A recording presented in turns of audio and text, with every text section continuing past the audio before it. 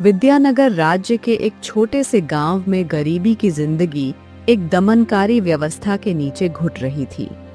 यहाँ की धरती पर मेहनत तो बहुत होती थी, पर मेहनताना नाम मात्र ही मिलता था। इस गांव का सबसे बड़ा दबंग संदीप गांव वालों की मेहनत को अपने पैरों तले कुचलता और उन्हें गुलामी करने पर मजबूर कर देता था। इसी गांव में एक बूढ़ा व्यक्ति कुणाल अपनी पत्नी अनन्या और इकलौते पुत्र राज के साथ गुजर बसर कर रहा था। उम्र के आखिरी पड़ाव में भी वह संदीप की हवेली में झूठे भोजन के बदले काम कर रहा था। उसकी पीड़ा का कोई अंत न था। हे ईश्वर, मेरे परिवार के लिए, अरे 2 वक्त का निवाला जुटाने के लिए भी कितना झुकना पड़ता है। हाँ, कब तक यह गुलामी करूंगा? अरे कब यह गुलामी खत्म होगी प्रभु? कुणाल के इकलौते पुत्र राज के मन में अपने पिता की मेहनत को लेकर कई सवाल थे। वह सोचता था कि इतनी मेहनत के बदले उन्हें सम्मानजनक भोजन तो मिलना चाहिए। आखिरकार एक दिन उसने अपने पिता से इस बारे में सवाल पूछ ही लिया। बाबा, आप दिन रात संदीप की हवेली में मेहनत करते हो, लेकिन बदले में क्या मिलता है? बस झूठा खाना, है ना? अरे आप उनसे कुछ पैसे क्यों नहीं मांगते? बेटा, मैंने कई बार मांगा, पर संदीप जी ने साफ साफ इनकार कर दिया। अब यहाँ संदीप के खिलाफ बोलने की हिम्मत भी कोई नहीं करता, और जो बोलता है उसे बर्बाद कर दिया जाता है। कम से कम जिंदा तो हैं। राज के मन में अपने पिता के प्रति सम्मान था, पर वह इस गुलामी से छूटना चाहता था। कुणाल की पत्नी अनन्या भी चिंतित थी। उसने सोचा कि अगर राज भी संदीप के खेत में काम करने लगे तो शायद घर में कुछ राहत आ सके। अजी सुनिए, राज अब 18 साल का हो गया है। उसे भी संदीप के खेतों में काम करने दो, कुछ तो सहारा मिलेगा हमें। अरे नहीं अनन्या, नहीं नहीं नहीं, मैं राज को इस गुलामी के दलदल में नहीं धकेलूंगा। मेरा सपना है कि वह सैनिक बने। अगर वह एक बार संदीप के खेत में काम करने लगा ना, तो कभी इससे बाहर नहीं निकल पाएगा।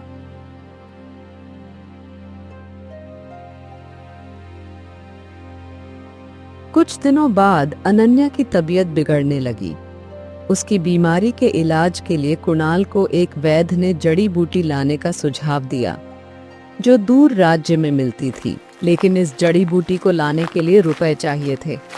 मजबूर होकर कुणाल फिर से संदीप की हवेली में रुपए मांगने गया।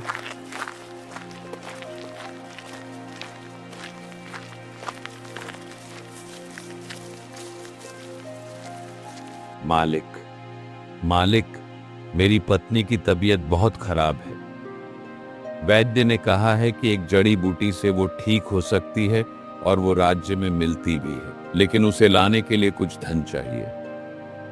मालिक, कृपया मुझे कुछ धन उधार दे दीजिए। धन चाहिए? तुझे झूठा खाना मिल रहा है, वह बहुत है। अरे गरीबों को जड़ी बूटी खाने का कोई हक नहीं है। अगर तेरी औरत मरती है तो मर जाए, मरने देना। एक ना एक दिन तो मरना ही है। दुनिया खत्म नहीं हो जाएगी उसकी मौत से।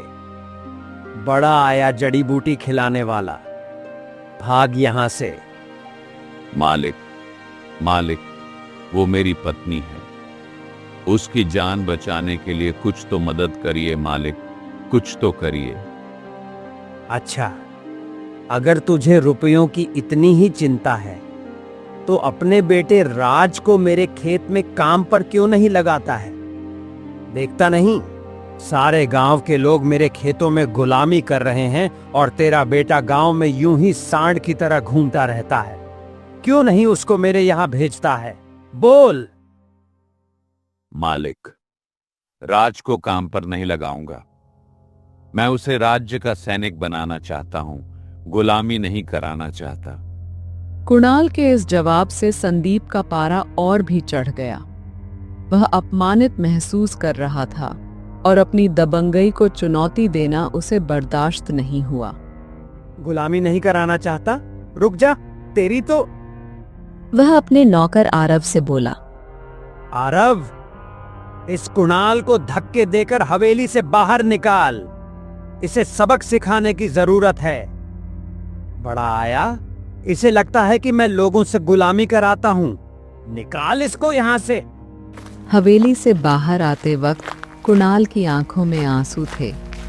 अपनी बेबसी, अपने परिवार की हालत और संदीप का यह व्यवहार उसे भीतर तक तोड़ गया। वह अपने बेटे और अपनी बीमार पत्नी का चेहरा सोचकर व्याकुल हो उठा।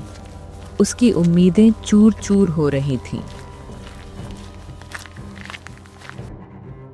पिताजी, यह कुणाल की बात गांव में बगावत की चिंगारी है। किसी ने आज तक आपके खिलाफ ऐसे बोलने की हिम्मत नहीं की है। अगर कुणाल का बेटा वाकई में सैनिक बन गया तब तो मेरी दबंगई खत्म हो जाएगी। नहीं नहीं नहीं, अरे मैं ऐसा कभी नहीं होने दूंगा। मैं उसे ऐसा सबक सिखाऊंगा कि वह सैनिक नहीं, कुत्ता बनकर रहेगा। कुत्ता बनकर।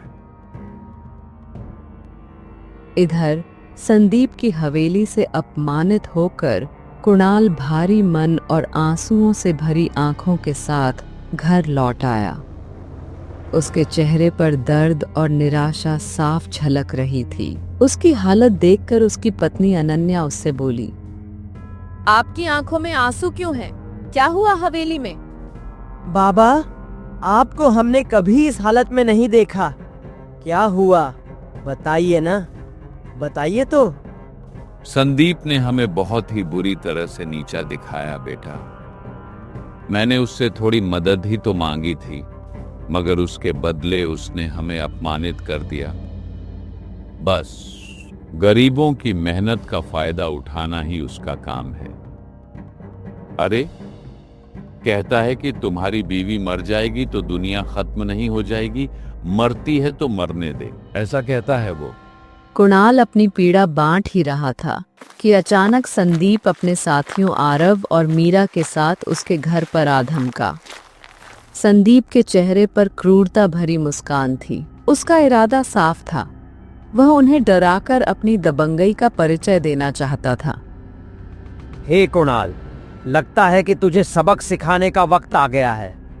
तू और तेरा परिवार मेरे खिलाफ सर उठाने की सोच भी कैसे सकता है?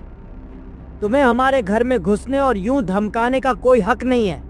तुम चले जाओ यहां से। छोड़ दो मेरे पिताजी को, छोड़ दो।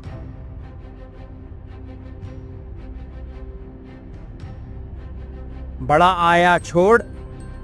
आरव, इन लोगों को बाहर ले जाकर एक पेड़ से बांध दो। इन्हें ऐसा सबक सिखाओ कि गांव के सभी लोग समझ जाएं कि मेरे खिलाफ जाने का अंजाम क्या होता है। ले चलो बाहर। आरव कुणाल और अनन्या को बाहर घसीटते हुए ले गया और दोनों को पेड़ से बांध दिया। कुछ गांव वाले दूर से यह दृश्य देख रहे थे, लेकिन संदीप के डर के कारण कोई आगे नहीं आया। राज निराश होकर मदद की गुहार लगाने लगा। कोई मेरी मदद करो, मेरे माता पिता के साथ हो रहे इस अन्याय को रोको। क्या यहाँ कोई नहीं है जो हमारी मदद कर सके? कोई है क्या? लेकिन गांव वाले संदीप के डर से अपने अपने घरों में दुबक गए। किसी में भी इतनी हिम्मत नहीं थी कि वह आगे आए और इस अन्याय को रोके। राज की आंखों के सामने उसके माता पिता को बेइज्जत किया जा रहा था और वह कुछ नहीं कर पा रहा था। हाँ कुणाल, देख ले, यही हश्र होता है उनका जो मुझसे टकराने की कोशिश करते हैं। याद रखना, यहाँ मेरे खिलाफ जाने का मतलब है तबाही। इस अपमान और दर्द के बोझ को कुणाल और अनन्या सहन नहीं कर पाए और उनकी आंखें हमेशा के लिए बंद हो गईं। संदीप अपने साथियों के साथ वहां से अपनी जीत की खुशी में चलता बना। राज टूटे दिल और आंसुओं से भरी आंखों के साथ अपने माता पिता के पास दौड़ता हुआ आ पहुंचा और फूट फूट कर रो। माँ, बाबा, आप छोड़कर मुझे क्यों चले गए? क्यों क्यों क्यों? किसी ने हमारी मदद क्यों नहीं की? तभी वहां एक घोड़े पर एक अजनबी डाकू आ पहुंचा। जैसे ही उसकी नजर राज पर पड़ी, वह उस दृश्य को देख स्थिति समझ गया और घोड़े से उतरकर राज के पास पहुंचा। बेटा, लोग मुझे डाकू कहते हैं, लेकिन मैं तो पेट भरने के लिए अनाज लूटता हूं। अरे असली डाकू तो ये हैं जो गरीबों की मेहनत पर ऐश करते हैं। किसी ने हमारी मदद नहीं की। अगर गांव वाले चाहते तो मेरे माँ बाप को बचा सकते थे। सबने डर के कारण हमें अकेला छोड़ दिया। बेटा, ये सब डर की वजह से होता है। लोग डर में जीते हैं और अमीर इसका फायदा उठाते हैं। पर अब बेटे, अब तेरे साथ ऐसा नहीं होगा। चलते, मैं तुझे तेरे माता पिता का अंतिम संस्कार करने में मदद करता हूं। आजा, चुप हो जा बेटे, चुप हो जा। डाकू राज के माता पिता का अंतिम संस्कार करने में सहायता करने लगा और कठिन समय में उसका साथी बनकर उसे सहारा देने लगा। फिर था वह राज को अपने साथ घने जंगलों की ओर ले गया।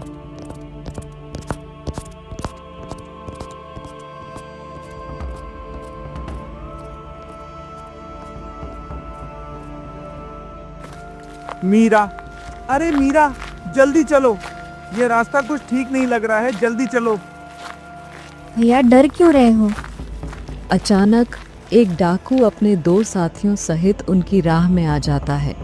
उसकी तलवार चमकती है और उसकी नजरें विक्रम पर जम जाती हैं। रुक जाओ वहीं, तुम दोनों के लिए अब यही रास्ता है। तुम कौन हो? देखो, हमें जाने दो, हमने कुछ नहीं किया है। तुम्हें तो अभी छोड़ रहा हूँ, लेकिन मीरा मेरे साथ जाएगी। चलो। मुझे छोड़ दो, क्या दुश्मनी है तुम्हारी हमसे? दुश्मनी? ये सवाल अपने पिताजी से पूछना। उन्हें अच्छे से पता है मेरे दिल का दर्द।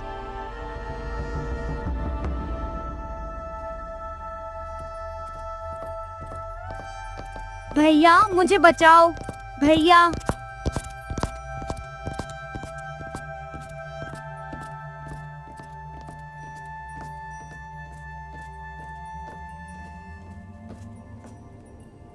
विक्रम, ये कैसी हालत में हो? मीरा कहाँ है? पिताजी, पिताजी, जंगल में डाकू, एक डाकू मीरा को ले गया, मीरा को ले गया। क्या? यह कैसे हो सकता है? मीरा का अपहरण? अरे कौन था वो? पिताजी, वो एक खतरनाक डाकू था। उसने कहा कि मीरा को अपने साथ ले जाएगा। मैं कुछ नहीं कर सका। अरे, तो तूने अपनी बहन को बचाने की कोशिश भी नहीं की? कैसे हमारा नाम मिट्टी में मिला दिया? और अब मीरा का विवाह होने वाला था। यह बात अगर किसी को पता चली तो हमारी इज्जत कैसे बचेगी? नालायक कहीं का। तुम मुझे यहाँ क्यों लाए हो? क्या चाहते हो मुझसे? घबराओ मत मीरा, घबराओ मत। मैं तुम्हें कोई नुकसान नहीं पहुंचाऊंगा। आराम से, आराम से। तुम जैसे लोग दूसरों की जिंदगी से खेलते हो। तुम्हें इंसानियत का मतलब भी नहीं पता। इंसानियत? देखो मीरा, मुझे जो करना था मैंने किया। अब तुम्हें डरने की कोई जरूरत नहीं है, ठीक है? मुझे वापस जाने दो। मेरे पिता, मेरे भाई, वो सब मेरी चिंता कर रहे होंगे। चिंता? वाह! अरे, तुम्हारे पिता ने कभी दूसरों के परिवारों की चिंता की है क्या? खैर, तुम्हें ये पता भी है कि नहीं, ये मुझे नहीं पता मीरा। मीरा चुप हो गई। उसकी आंखों में सवाल और गुस्सा दोनों थे। तुम कौन हो? क्यों कर रहे हो ये सब? यह सवाल अपने पिता से पूछना। वह जानते हैं कि मैं कौन हूँ और ये सब क्यों कर रहा हूँ। डाकू राज ने मीरा की तरफ पीठ कर ली और बैठ गया, जबकि मीरा गुफा में चुपचाप बैठी सोच में डूब गई। विक्रम, जाओ और महाराज से कहो कि उसे संदीप ने याद किया है। हमारे मित्र हैं वो, जरूर आएंगे। जाओ। जी पिताजी, मैं तुरंत राजमहल जाता हूँ। विक्रम राजा यश के महल की ओर रवाना हो गया। महाराज की जय हो। मेरे पिता संदीप ने आपको याद किया है। महाराज, हमारे ऊपर एक बड़ी विपत्ति आ पड़ी है।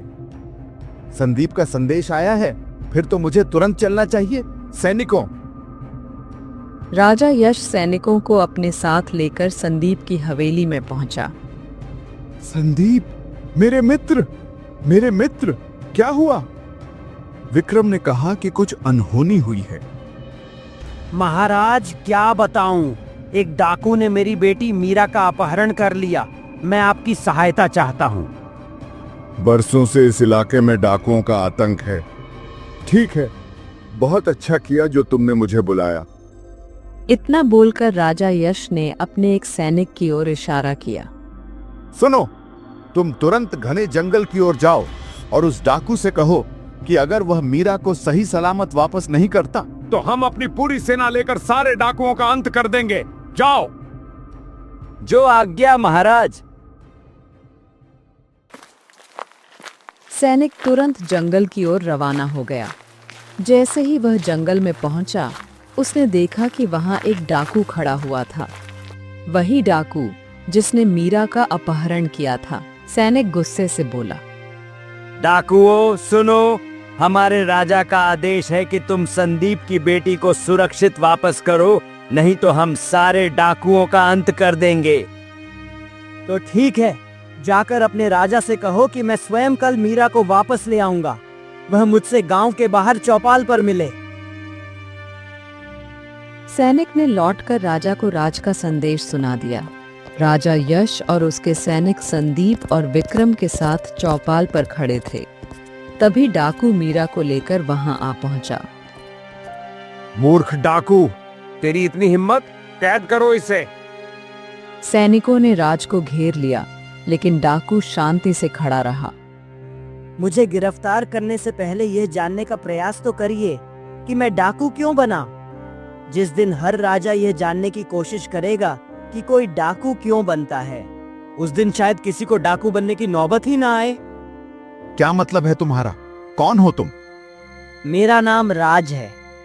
10 साल पहले मेरी आंखों के सामने इसी संदीप ने मेरे माता पिता की जान ले ली थी, और इस गांव में इतनी हिम्मत भी नहीं थी कि उन्हें कंधा भी दे सके। उस समय एक बूढ़े डाकू ने मुझे सहारा दिया। वह मुझे अपने साथ जंगल ले गया। वो डाकू होते हुए भी एक पिता का कर्तव्य निभाते थे। कुछ दिन पहले वह स्वर्ग सिधार गए। झूठ, झूठ है यह सब, कुछ भी झूठ है। इसकी बातें मत सुनो महाराज, झूठ बोल रहा है यह। झूठ है? अरे, सच का सामना करने की हिम्मत तुझ में नहीं है संदीप। तुमने मेरा सब कुछ छीन लिया, मेरी खुशियां, मेरा परिवार, मेरे माता पिता। मुझे इस समाज ने डाकू बना दिया महाराज, समाज ने, क्योंकि कोई न्याय देने वाला नहीं था। राजा यश राज की बातों को सुनकर गहरी सोच में पड़ गए। हाँ राज, हम तुम्हारा दर्द समझते हैं, लेकिन क्या इसका समाधान यही था कि तुम भी डाकू बन जाओ? नहीं महाराज, यह समाधान बिल्कुल नहीं था। यह तो मेरा प्रतिशोध था। अगर समाज में न्याय होता तो आज मैं आपके सामने एक अपराधी के रूप में खड़ा नहीं होता। संदीप बेचैन होकर देखने लगा। संदीप, देखो, राज का दोष है, लेकिन इसका बीज किसने बोया? मैं तुम्हारे अपराधों को भी नजरअंदाज नहीं कर सकता। महाराज, महाराज, मैंने जो कुछ भी किया वो मेरे पद की रक्षा के लिए किया। बस, मैंने कुछ भी जानबूझकर नहीं किया महाराज, ऐसा कुछ भी नहीं है। यह पद और ताकत तभी तक है जब तक न्याय हो। अगर शक्ति का गलत उपयोग हो तो वह डाकुओं और तुम्हारे बीच अंतर खत्म कर देती है। राजा यश ने सैनिकों को राज को छोड़ने का आदेश दिया और कहा, सैनिकों, छोड़ दो। राज, तुम्हें अपने गुस्से और प्रतिशोध का सामना करना होगा। तुम मेरे साथ आओ, मैं तुम्हें एक नया जीवन दूंगा। शायद तुम अपने घावों का इलाज खुद समाज की सेवा में पा सको। राज राजा के सामने झुक गया। मीरा भी विनम्रता से राज को देखने लगी। राजा यश गुस्से से सैनिकों की ओर देखकर बोला, सैनिकों, इस संदीप को गिरफ्तार कर लो, ले जाओ इसको। इतना बोलकर राजा यश ने संदीप की ओर देखा और कहा, तुमने अत्याचार की सीमा पार कर दी संदीप। आज मुझे यह कहते हुए बड़ा दुख हो रहा है कि तुम मेरे मित्र के नाम पर कलंक हो। आज से मैं तुम्हारे इस गांव की जमींदारी छीनता हूँ। अब से इस जमीन पर गांव वालों का अधिकार है। तुम्हें अपने पापों का दंड भुगतना होगा। तुम्हें आजीवन कारावास की सजा सुनाता हूं। तभी मीरा राजा यश से बोली, मुझे भी आज बहुत दुख हो रहा है कि मैंने पुत्री के रूप में एक राक्षस जैसे पिता के घर पर जन्म लिया। मैं राज के साथ विवाह करना चाहती हूँ और सारा जीवन एक साधारण स्त्री के रूप में व्यतीत करना चाहती हूँ। अगर राज मुझसे विवाह करना चाहे तो। राज ने मुस्कुराते हुए हामी भर दी। राजा यश ने संदीप को कारागार में बंद करवा दिया। राज और मीरा का विवाह हो गया। राज, जो कि फुर्तीला और बहादुर जवान हो चुका था, राजा यश ने उसे अपनी सेवा में उच्च स्थान दिया। राज के माता पिता का सपना पूरा हो चुका था और गांव को संदीप जैसे दबंग व्यक्ति से मुक्ति मिल चुकी थी।